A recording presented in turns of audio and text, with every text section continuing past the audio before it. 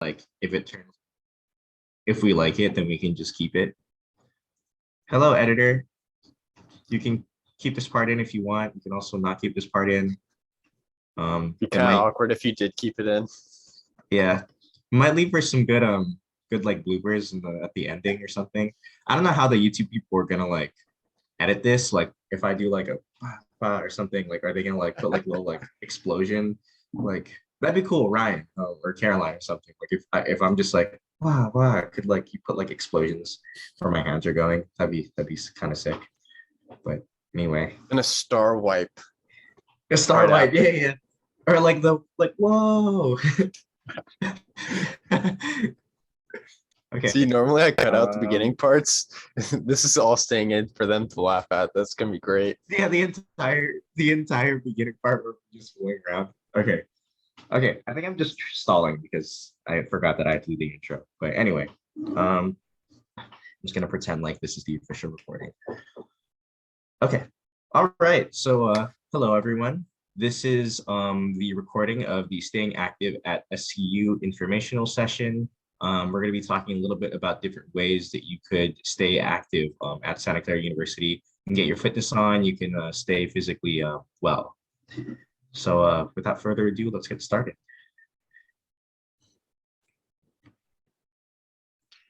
Okay, hi everyone. My name is Caroline. I'm a rising junior. I'm from Winnetka, Illinois, so like right outside of the city. I'm a communication major, and my favorite way of staying active has to be going to Malley. I've been getting into lifting very light weights, but I also enjoy hiking. Hello, everyone. I'm Danny. I'm a rising junior from Georgetown, Massachusetts, and a web design engineering major. My favorite way of staying active is playing club sports. I'm part of the men's ice hockey team and working out at Malley. Hello. My name is Edric. I'm originally from Honolulu, Hawaii. I am a rising senior.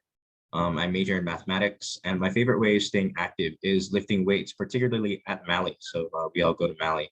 I'm really into powerlifting and bodybuilding. I just love lifting weights in the gym, picking heavy stuff up, putting them down. It's just a really fun time. It's a great release. And I'm also attaching my Instagram to the slide just in case anybody wants to contact me if they have any questions about anything. All right, so let's get into the presentation. So we're going to start off with the Malley Center, specifically the indoor portion of the center. So Malley contains a full weight room and 3 basketball courts. Posted on the slide, you can see the hours. As you can see, from Monday to Thursday, they do close at midnight. So that is pretty nice for people who want to get a late night workout in, but they also open at 6:30 a.m. So for all you morning people, you're crazy, but also you can work out at 6:30 a.m. And then as you can see, there's from the Friday, Saturday, and Sunday hours as well, if you just want to look at those. During the summer, the hours do change. They do get a little bit shorter. From Monday to Friday, they are open from 6:30 a.m. to 8 p.m. And then on Saturday and Sunday, they're open from 12 p.m. to 5 p.m.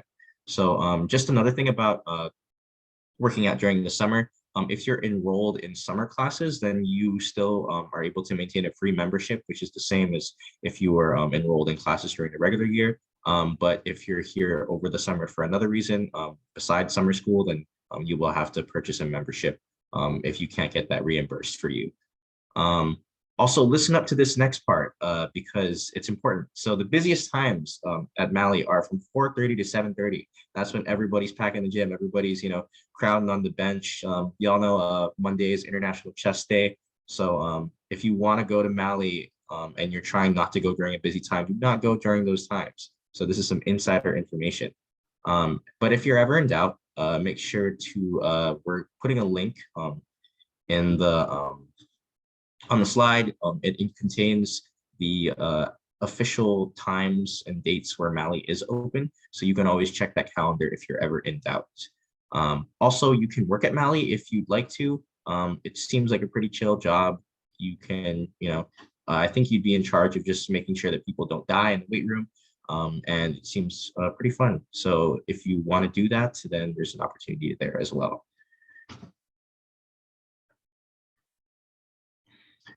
Okay, so we're also going to move on to the outdoor portion of Malley. So here we have pictures taken by yours truly of the outdoor fitness area, also affectionately called the Adult Jungle Gym.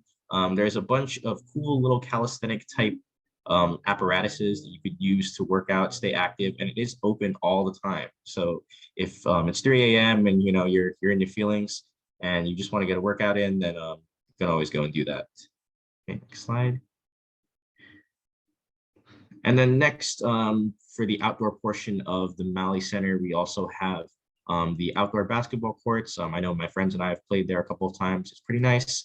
And there's the sand volleyball courts, which we use for intramural sand volleyball, or you could just use whenever you want. So just in case that wasn't clear, you can go and use these portions of the Malley Center. Like you can go play on the basketball court, you can go play volleyball whenever you so desire, as long as you're not kicking other people off who came there first or something like that. So if you want to stay active, come here. It should be fun. All right, and next we are going to talk about the fitness classes at Malley. These classes typically take place in the multi-purpose room, and there are about 20 to 25 classes a week, just at different times of the day. So whatever fits into your schedule. They have cycling, yoga, full body HIIT classes, and more. And usually these classes are free, and they're also taught by students. So you might have a friend teaching a class. I know in the past school year, my roommate taught a cycling class. And then when no classes are happening in the multi-purpose room, students are free to use it. There's like mats and other little things that you can use in there. And then next is the Sullivan Aquatic Center. It's the pool here. It's used by water polo and club swimming, and it's open for swimming and tanning outside when practices and games aren't happening. And I still sorry, I'll cut this out in the recording. I still need to look something up. But usually the pool is open besides when club swimming and water polo are not like having practice or games and things like that. And then kickboards and other items are available to borrow, so whatever you need to swim with. And they also hire student lifeguards. So if you're lifeguard certified or looking to get lifeguard certified, it's a great opportunity.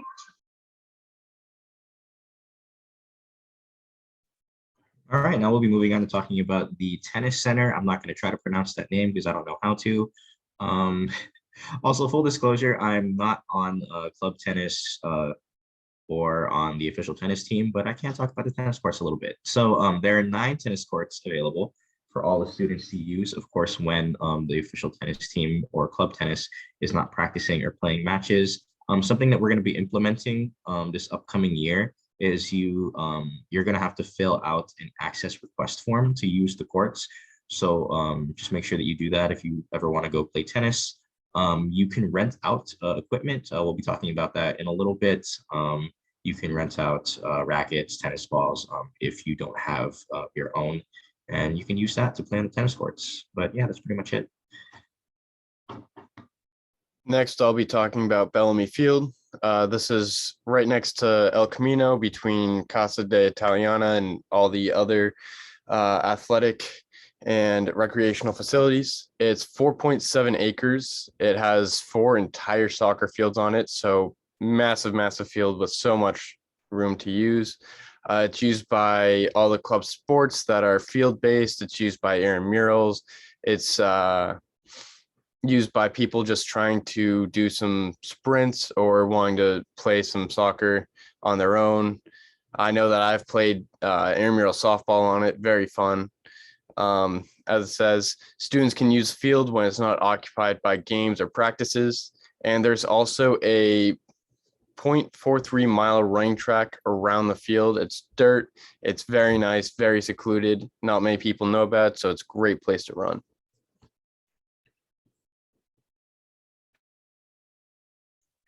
All right, so now we're going to talk a little bit about intramural sports. For intramural sports, registration starts from the first Wednesday to the second Tuesday of each quarter, and it's done through this website called I Am Leagues. if you do really want to play intramural sports, it's probably be a good idea to sign up early because there are only as many spots as they have available, obviously. Um, so if you want to get a spot, be sure to sign up early on IM Leagues, and each team does have to pay a $40 deposit to participate. Some of the sports that we have available include the ones that are listed there. I'm not going to read them all. I'm pretty sure you can read. Um, so those are some of the sports that we have available. There will be games, in my experience anyway, when I've played intramural sand volleyball. I've played intramural basketball as well. And I also played a little bit of intramural soccer. And in my experience, you pick a time slot each week where your team is available to play. And then each week you come in, you play against another team, you win, hopefully, or you lose, or you draw. I think those are the only three options. And then you do that for a few weeks, and then I think there's like a playoff section, and you do that. Additionally, there's also these single day tournaments that are held for chess, spike ball, dodgeball, and 3v3 basketball. So instead of the weekly thing that I mentioned earlier, they happen all in one day. I actually participated in the intramural spike ball tournament. So you show up and, for the day, you just play against the other teams that sign up, and it's pretty fun. And if you ever want information on how to sign up for intramural sports, again, it is done through IM Leagues.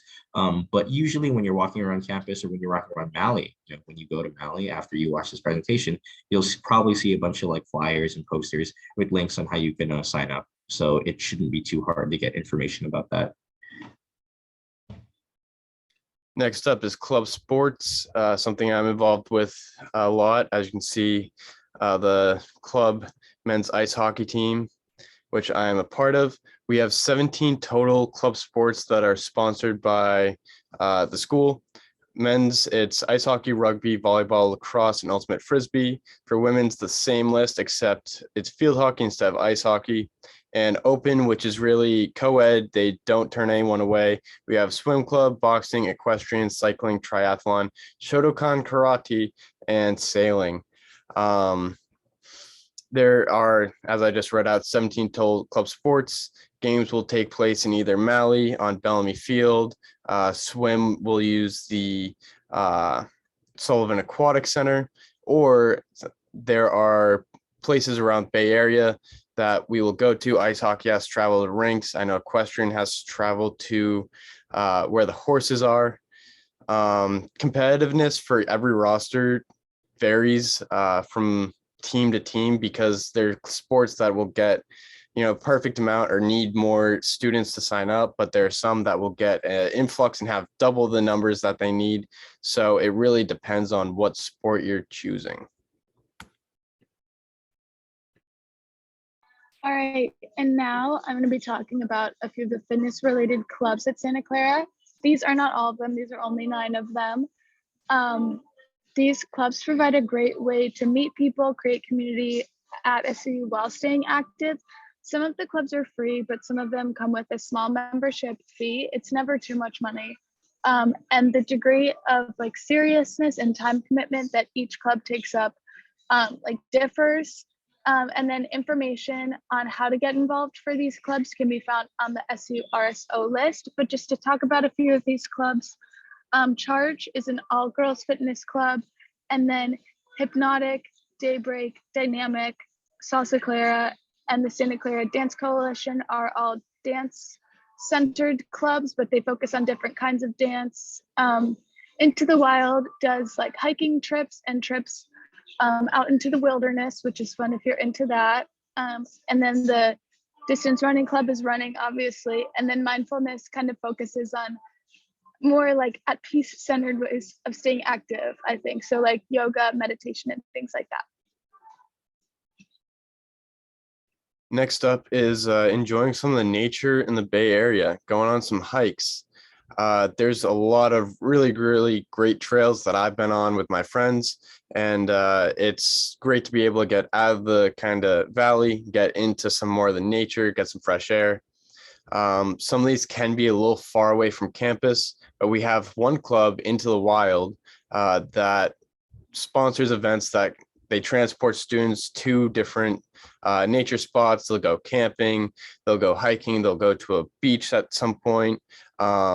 They have really, really low costs to be able to go and enjoy some of this nature. There's also a zip car on campus that when you split among a group of friends, it becomes pretty affordable. On the left here is my favorite hike that I've done so far while at SCU. It's the Point Lobos Trail in Carmel. Great hike right next to the water. A little windy, but unbelievably beautiful. And then some of the people, if you have questions, to contact Janice, the director of recreation. Great contact. She knows everything about Malley. She can help you out. If you're interested in club sports, Catherine, I've worked with her pretty closely. She is very, very nice and will help connect you to whoever you want to talk to, especially if you're trying to get in contact to a captain of any sports team.